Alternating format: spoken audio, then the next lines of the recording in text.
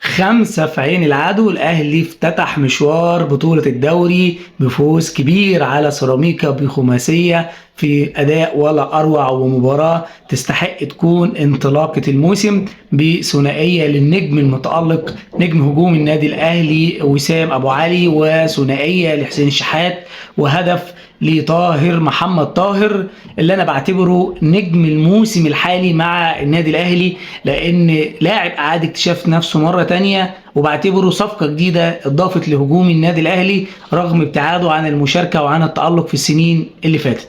مباراه ليها كلام كتير لازم نقوله. الشوط الاول الاهلي مجاش، اخطاء بالجمله، دفاع مترهل، خطوط بعيده، مساحات في وسط الملعب. كل الاخطاء اللي بتحصل في كره القدم تقدر تقول عليها في النادي الاهلي، الا حاجه واحده بس، ان محمد الشناوي كان موجود وقدر انه ينقذ مرمى النادي الاهلي من 3 اهداف محققه على الاقل في الشوط الاول. انا عايز اقول لكم ان سيراميكا في الشوط الاول على النادي الاهلي عملت 8 محاولات على المرمى، منهم 4 اهداف محققه في شوط واحد بس. ده يثبت قد ايه ان النادي الاهلي ما كانش موجود طوال الشوط الاول.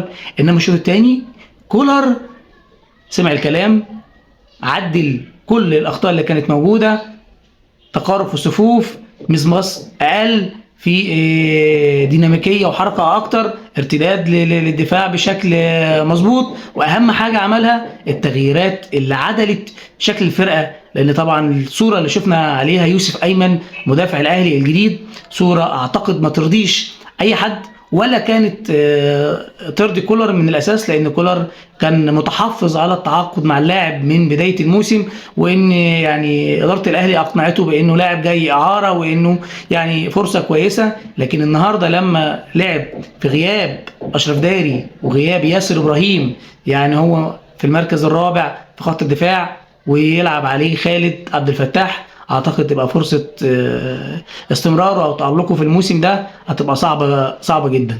الحاجه التانية المهمه اللي شفناها في النادي الاهلي النهارده الغزاره التهديفيه، الهجوم الشرس، التألق الواضح لخط هجومه.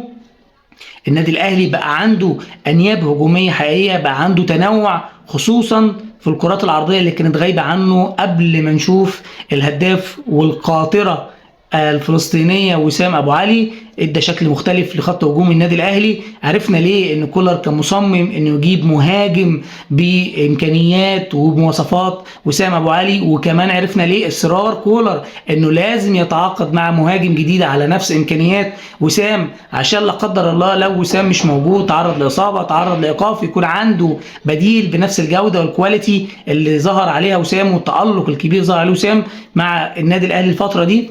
اعتقد يعني اضافه كبيره جدا للاهلي كان الاهلي محتاجه من فتره طويله.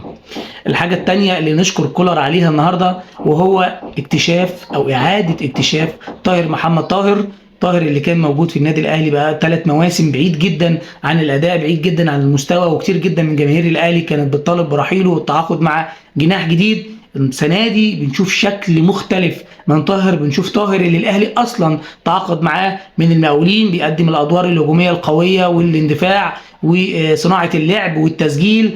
انا عايز اقول لكم ان طاهر في 7 مباريات بس الموسم ده مع النادي الاهلي عمل 6 مساهمات تهديفيه، جاب 4 اهداف وصنع هدفين. اعتقد دي اعلى نسبه لطاهر وافضل بدايه لطاهر مع النادي الاهلي منذ انتقاله للقاره الحمراء.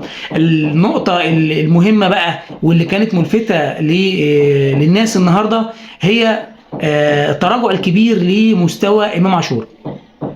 شكل طبعا غريب، امام عاشور اللي عمل مباراه كبيره جدا قدام العين الاماراتي ويسجل هدف خيالي ومن افضل الاهداف اللي سجلها امام في حياته، نشوفه قدام سيراميكا بالشكل المتراجع ده والاداء الضعيف ده والتذبذب الواضح في مستواه. اعتقد امام محتاج يركز اكتر في الملعب. واضح ان هو تركيزه خرج بره الملعب شويه بعد مباراه العين، وشفنا احتفالات كبيره مع الجماهير، وشفنا احتفالات كبيره على السوشيال ميديا، واحتفالات في منزله مع اسرته مع اصدقائه مع جيرانه.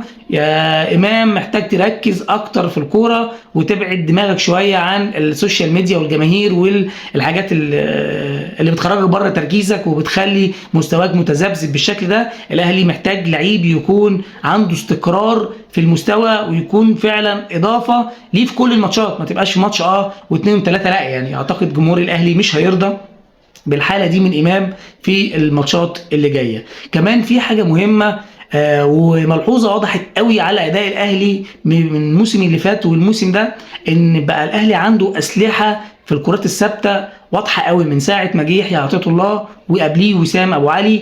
الاهلي بيقدر يسجل وبيهدد مرمى المنافسين من الكرات الثابته اللي على حدود منطقه الجزاء، وده كان الاهلي بيفتقد النقطه دي على مدار السنين اللي فاتت. دي نقطه مهمه اضافت لمميزات وقدرات النادي الاهلي وبقت حل جديد بيعتمد عليه كولر في ماتشاته. شفنا وسام بيسجل وشفنا يحيى عطيه الله بكراته الخطيره اللي موجوده. وكمان انا حابب اشيد بصراحه بمستوى واداء يحيى.